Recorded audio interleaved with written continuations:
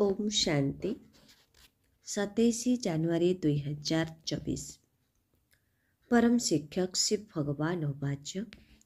मीठे बच्चे, आत्मिक डाक्तर तुमମାନଙ୍କୁ ज्ञान जोग रूपक उत्कृष्ट एवं चमत्कार औषध खुआउଛନ୍ତି। ତୁମେମାନେ ମଧ୍ୟ ଏହି ଆତ୍ମାର ଔଷଧକୁ ପରସ୍ପରକୁ ଖୁଆଇ ସମସ୍ତଙ୍କର ଆତିଥ୍ୟତା କରିଚାଲ।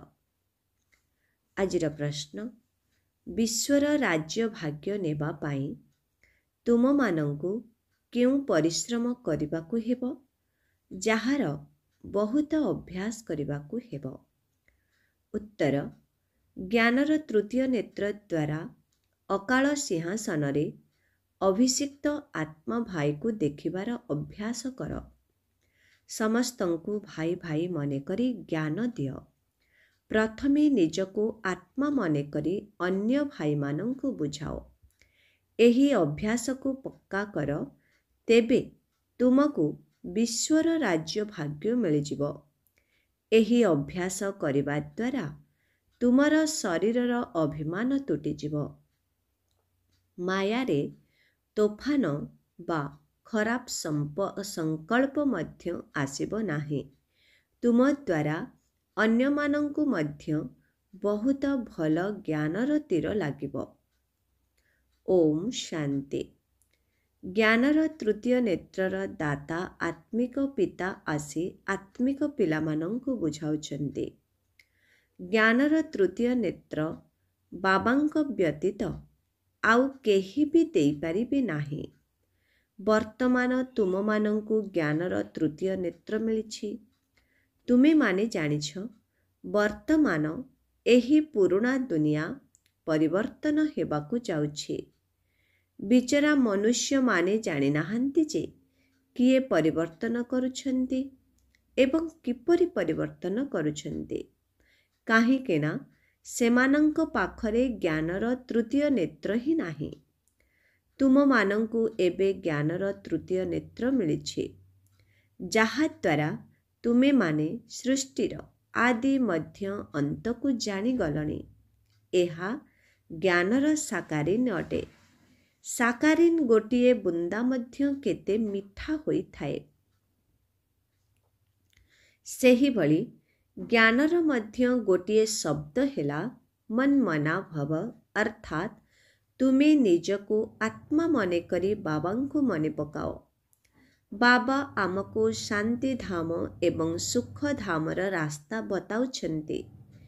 ବାବା ପିଲାମାନଙ୍କୁ ସ୍ୱର୍ଗର ସମ୍ପତ୍ତି ଦେବା ପାଇଁ ଆସିଛନ୍ତି। ତେଣୁ ତୁମେମାନେ କେତେ ଖୁସି ହେବା ଦରକାର। କଥାରେ ମଧ୍ୟ କହିଥାନ୍ତି, ଖୁସି ଭଳି ଭୋଜନ ନାହିଁ। ଯେଉଁମାନେ ସର୍ବଦା ଖୁସି ମୌଜରେ ରହିଥାନ୍ତି, ତାଙ୍କ ପାଇଁ ଏହା ଯେପରି ଖୋରାକ ସମାନ ହୋଇଥାଏ। 21 ଜନ୍ମ ମୌଜରେ ରହିବାର ଏହା ଜବରଦସ୍ତ ଖୋରାକ ଅଟେ।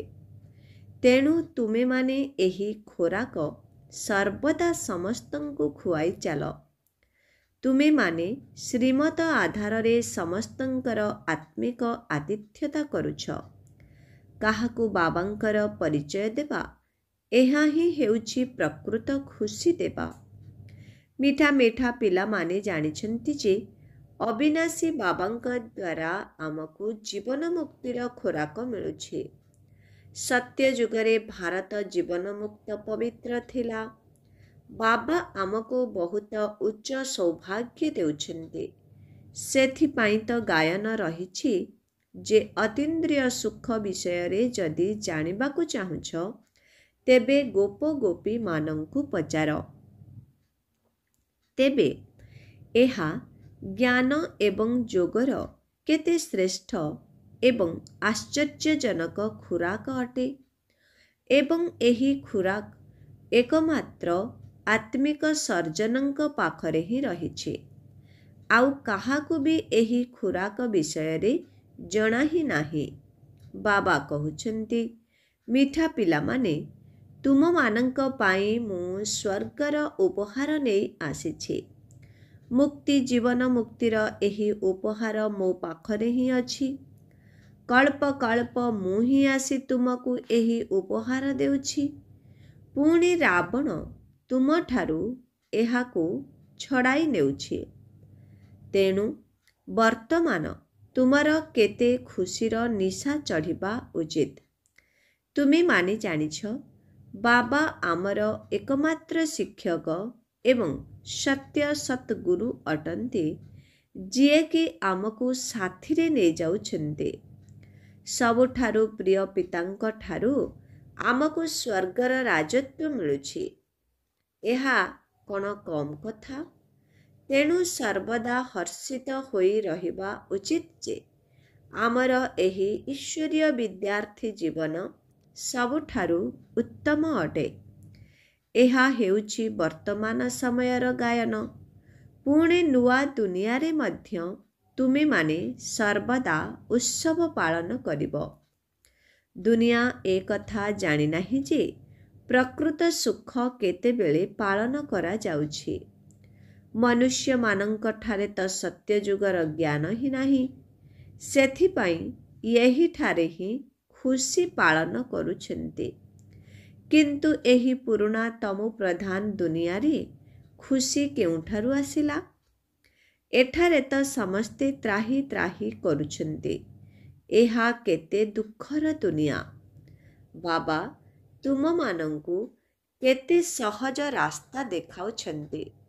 गृहस्थरे रही मध्य पद्म फूल समान पवित्र हुआ। कर्म धंदा आदि करी मध्य मोते मने पकाउ थाओ। जेपरी प्रेमिक एवं प्रेमिका परस्पर को मने पकाई थांती ना, से तार प्रेमिका इए तार प्रेमिक होई थांते। तेबे एठारे तो से कथा नाही। एठारे तो तुमे समस्ते जने मात्र प्रेमिकंकर जन्म जन्मांतरर प्रेमिका होई रहुछ। बाबा तुमर प्रेमिका होई हेउ नाहंते। सेही प्रेमिक एठाको आसंतु। सेथिपाई तुमे माने तांको केते मने पकाई आसुछ। जेते बेले दुख अधिक हेउछि सेते बेले तुमे तांको अधिक स्मरण करुछ। सेथिपाई तो गायन रहिछि। दुखरे समस्ते स्मरण करिथांती, सुखरे केही करंती नाही। वर्तमान समय रे बाबा मध्य सर्वशक्तिमान तो माया मध्य सर्वशक्तिमान, जिए कि दिन को दिन तमु प्रधान होई जाउछि। सेथिपाई एबे बाबा कहुछन्ति, मिठा मिठा संतान माने देही अभिमानी हुआ।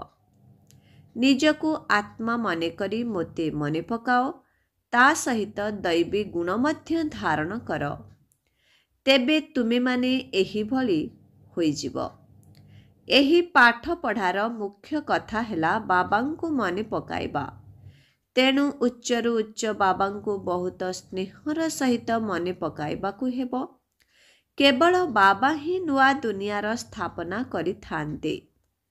तेणु बाबा कहुछन्ति, मु तुम मानंकु विश्वर मालिक करिबा पाई आसिछि। सेथिपाई वर्तमान मोते मने पकाओ, ताहेले तुमर अनेक जन्मर पाप कटिजिब। समस्ते सेही पतित पावन बाबांकु ही डाकुछन्ति ना। वर्तमान बाबा आसिछन्ति, तेणु निश्चित भावरे पवित्र हेबाकु पड़िबो। बाबा तो दुख हर्ता सुख कर्ता अटंती। वास्तव रे सत्य जुगरे संपूर्ण पवित्र दुनिया थिला, तेणु समस्ते सुखी थिले। एबे बाबा पुणे कहउछन्ति, पिला माने शांति धाम एवं सुख धाम को मने पकाउ थाओ। वर्तमान एहा हेउछि संगम जुग। नाउरिया तुमको ए पारिरु आर पारिकु ने जाउछन्ति। केवल गोटिए डंगा नुहे, सारा दुनिया ही जेपरी एक बड़ जहाज अटे। एहाकु कूलरे लगाइबाकु हेबो। एबे तुमे मधुर संतान माने केते खुशी हेबा दरकार। तुम पाई त सर्वदा खुशी ही खुशी रहिछि। अविनाशी बाबा आमको पाठ पढ़ाउछन्ते। वाह, एभली कथा ना केबे शुणिछ ना पढ़िछ। भगवान उवाच मु तुममानंकु राजयोग शिखाउछि। बाबा कहउछन्ति मु तुम आत्मिक संतान मानंकु राजयोग शिखाउछि, तेणु तुमे माने संपूर्ण भावरे शिखिबा दरकार ना। तुमे संपूर्ण रूपे धारणा करिबा दरकार एवं भल भावरे पढ़िबा दरकार। पाठ पढ़ारे तो क्रमानुसारे ही रही थांती। निजको देखिबा दरकार मु उत्तम मध्यम बा कनिष्ठ अटे।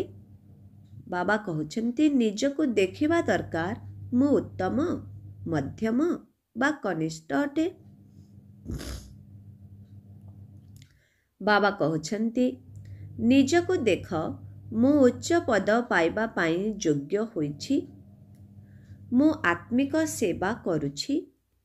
बाबा कहउछन्ति तुमे माने श्रेष्ठ सेवाधारी हुआ। बाबा को अनुकरण कर। मु सेवा करिबा पाई आसीछि, मु प्रतिदिन सेवा करुछि, सेथिपाई तो एही रथ नेछि। जेतेबेले एहांकर रथ बेमार होई जाए, सेतेबेले मु एहांकर शरीर रे बसी मुरली लेखि थाए। मुख द्वारा तो मु कहि परिबि नाही, तेणु लेखि देई थाए, जेमिति पिलामानंकर मुरली बंद न हेब।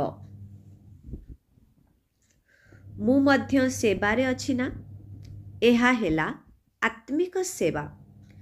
बाबा मीठा मीठा पिलामानंको बुझाउछन्ति, पिलामाने तुमे माने मध्य बाबांकर सेवारे लागि जाओ। सारा विश्वर मालिक बाबा ही तुम मानंको विश्वर मालिक करिबा पाई आसिछन्ति। जेउ माने भल भावरे पुरुषार्थ करन्ति तांको महावीर कुहा जाई थाए। देखा जाई थाए जे किए महावीर अटन्ति, जेउ माने कि बाबांकर निर्देश अनुसारे चालुछन्ति। बाबांकर निर्देश हेला निजको आत्मा मने करी आत्मा भाई को देख, एही शरीर को मध्य भूली जाओ।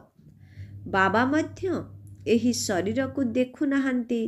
बाबा कहउछन्ति मु आत्मा मानंकु ही देखुछि। एहा ही हेउछि ज्ञान। आत्मा शरीर बिना केबे भी कथावार्ता करि पारिबो नाही। मु मध्य एही शरीरर आधार नहीं आसीछि। शरीर द्वारा ही आत्मा पाठ पढ़ी पारिबो। एही अकाल सिंहासन ही हेउछि बाबांकर बसिबार स्थान। आत्मा अकाल मूरत अटे ना। आत्मा केबे भी छोट बड़ होई न थाए। शरीर छोट बड़ होई थाए। जेते भी आत्मा अछंती समस्तंकर रहिबार स्थान एही भ्रुकुटीर मध्य भाग अटे। समस्तंकर शरीर तो भिन्न भिन्न होई थाए, किंतु काहार भ्रुकुटी सिंहासन पुरुषर तो काहार स्त्रीर, आउ काहार पुणी छोट पिलार होई थाए। बाबा तुम मानंकु आत्मिक व्यायाम शिखाउछन्ति। जेते बेले तुमे काहा सहित कथावार्ता करुछ, सेते बेले प्रथमे निजको आत्मा मने कर। आमे आत्मा अमुक भाई सहित कथा हेउछु। आमे समस्तंकु बाबांकर संदेश देउछु जे शिव बाबांकु मने पकाओ। बाबांकु मने पकाइले ही विकर्म विनाश हेबो। सुनारे खाद मिसिले सुनार मूल्य कम होई जाई थाए। सेहीपरि तुम आत्मा मानंक ठारे मध्य कलंकी लागि जाइछि, तेणु तुमे माने मूल्यहीन होई जाइछ। वर्तमान पुणी तुमको पवित्र हेबाकु पड़िबो। तुम आत्मा मानंको वर्तमान ज्ञानर तृतीय नेत्र मिलिछि। सेही नेत्र द्वारा तुमे माने निजर आत्मा भाई को देख। मु आत्मा भाई भाई को देखुछि। एही भली अभ्यास कले कर्मेन्द्रिय केबे भी चंचल हेब नाही। जदि राज्य भाग्य नहीं विश्वर मालिक हेबाकु चाहुछ, तेबे एही परिश्रम करिबाकु पड़िबो। समस्तंकु आत्मा भाई भाबी ज्ञान दियो, तेबे तुमर एही अभ्यास पक्का होइजिब। तुमे समस्ते प्रकृतरे भाई भाई अट। बाबा मध्य उपरु आसिछन्ति एवं तुमे माने मध्य उपरु आसिछ। बाबा पिलामानंक सहित ही सेवा करुछन्ति। सेवा करिबा पाई बाबा तुम मानंकु साहस देउछन्ति, हिम्मते मर्दा। तेबे एही अभ्यास करिबाकु पड़िबो। मु आत्मा भाई को पाठ पढ़ाउछि। वास्तवरे आत्मा ही पाठ पढ़ुछि ना। एहाकु ही आध्यात्मिक ज्ञान कुहा जाउछि, जहा के आत्मिक पितांक ठारु ही मिलुछि। संगम जुगरे बाबा आसी एही ज्ञान देउछन्ति, कहउछन्ति निजको आत्मा मने कर।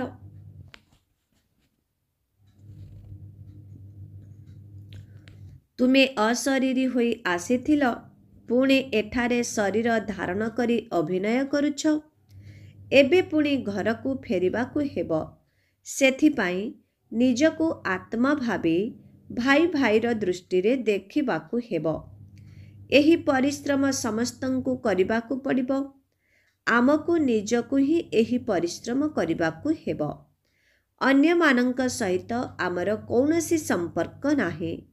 दान पुण्य प्रथमे घरु आरंभ करा जाइथाए। अर्थात प्रथमे निजको आत्मा मने करी आत्मा भाई को बुझाओ, तेबे भल भावरे तीर लागिबो।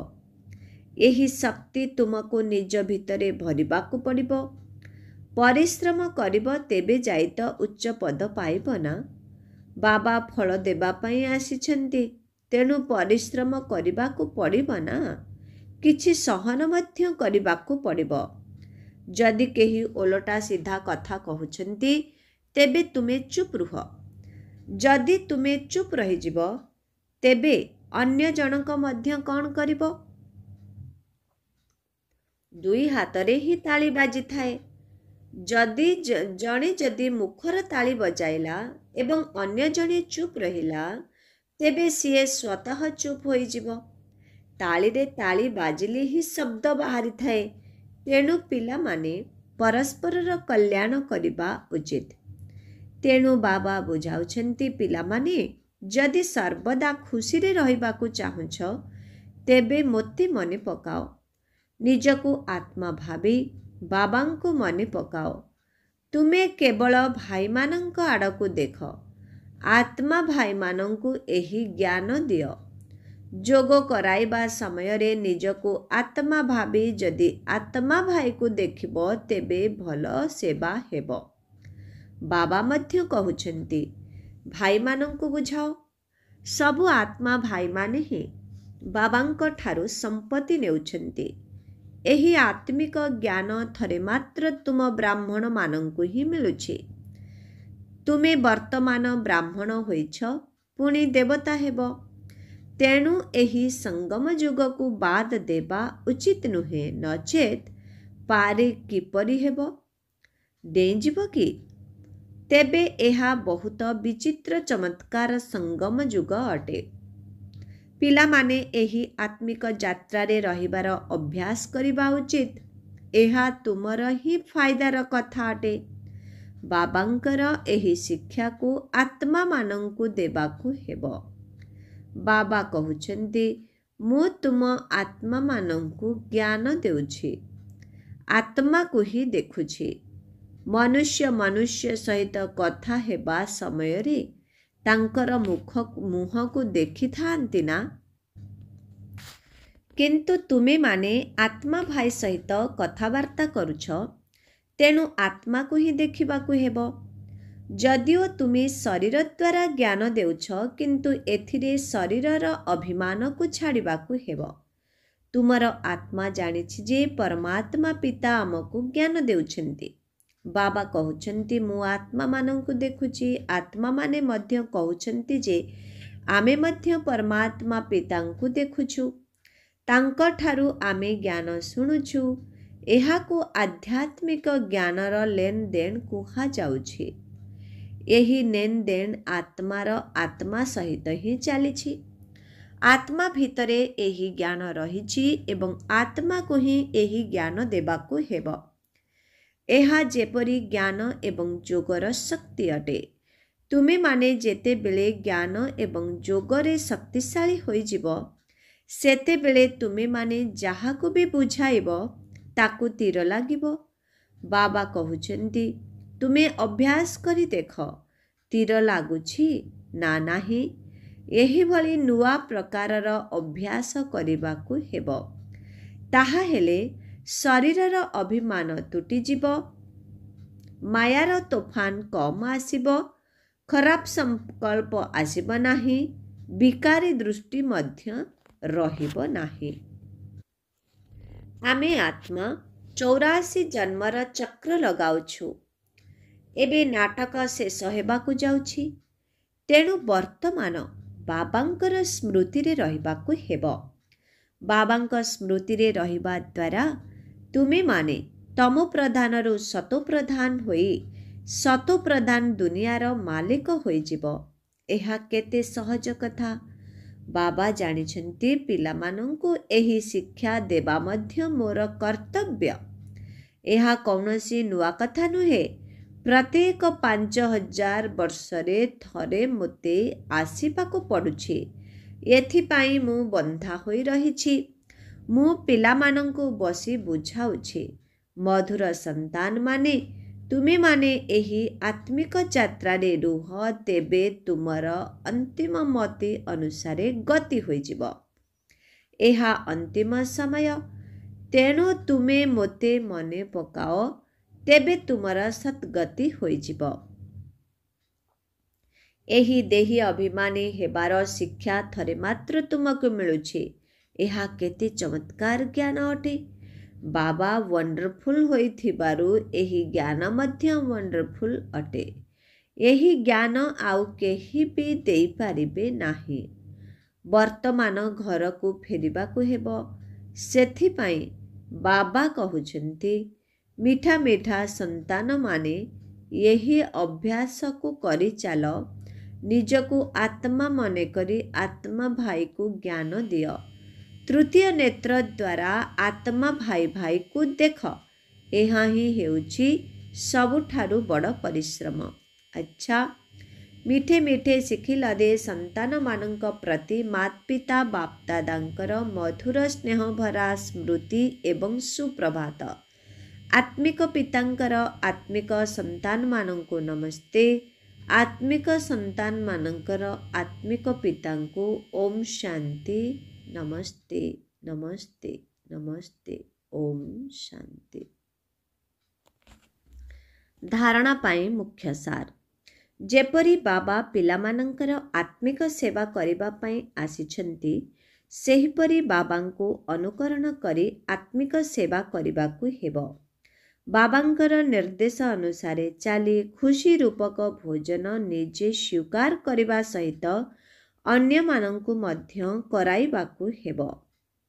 2 ନମ୍ବର, ଯଦି କେହି ତୁମକୁ ଓଲଟା ସିଧା କଥାବାର୍ତ୍ତା କରୁଛନ୍ତି, ତେବେ ତୁମକୁ ଚୁପ୍ ରହିବାକୁ ହେବ। ମୁଖର ତାଳି ନ ବଜାଇ ସବୁକିଛି ସହନ କରିବାକୁ ହେବ। ଆଜିର ବରଦାନ, ଦୃଢ଼ତାର ଶକ୍ତି ଦ୍ୱାରା ମନବୁଦ୍ଧିକୁ ସିଟ୍ ଉପରେ ସେଟ୍ କରୁଥିବା ସହଜ ଯୋଗୀ ହୁଅ। ସନ୍ତାନମାନଙ୍କର ବାବାଙ୍କ ପ୍ରତି ସ୍ନେହ ରହିଛି। ସେଥିପାଇଁ ୟାଦରେ ଶକ୍ତିଶାଳୀ ହୋଇ ବସିବାରେ, ଚାଲିବାରେ, ସେବା କରିବାରେ ବହୁତ ଧ୍ୟାନ ଦେଉଛନ୍ତି। କିନ୍ତୁ ଯଦି ମନ ଉପରେ ପୁରା ନିୟନ୍ତ୍ରଣ ନାହିଁ, ମନ ସ୍ଥିର ନାହିଁ, ତାହାହେଲେ କିଛି ସମୟ ଭଲ ଭାବରେ ବସୁଛନ୍ତି, ପୁଣି ହଲିବା ଝୁଲିବା ଆରମ୍ଭ କରିଦେଉଛନ୍ତି। କେତେବେଳେ ସ୍ଥିର ତ କେତେବେଳେ ଅସ୍ଥିର ହେଉଛନ୍ତି। କିନ୍ତୁ ଏକାଗ୍ରତାର ବା ଦୃଢ଼ତାର ଶକ୍ତି ଦ୍ୱାରା ମନବୁଦ୍ଧିକୁ ଏକରସ ସ୍ଥିତିର ଆସନରେ ସ୍ଥିର କରିଦିଅ, ତେବେ ସହଜ ଯୋଗୀ ହୋଇଯିବ।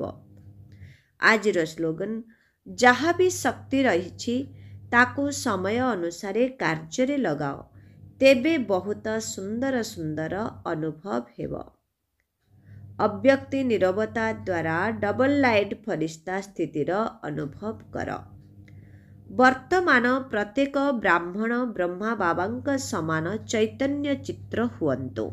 लाइट अर्थात ज्ञान, माइट अर्थात शक्ति, हाउसर झांकी हुअन्तु। संकल्प शक्तिर शांतिर भाषण प्रस्तुत करी कर्मातीत लाइट फरिस्ता स्थिति रे रही वरदानी मूरतर अभिनय कर, तेबे संपूर्णता निकटतर हेब।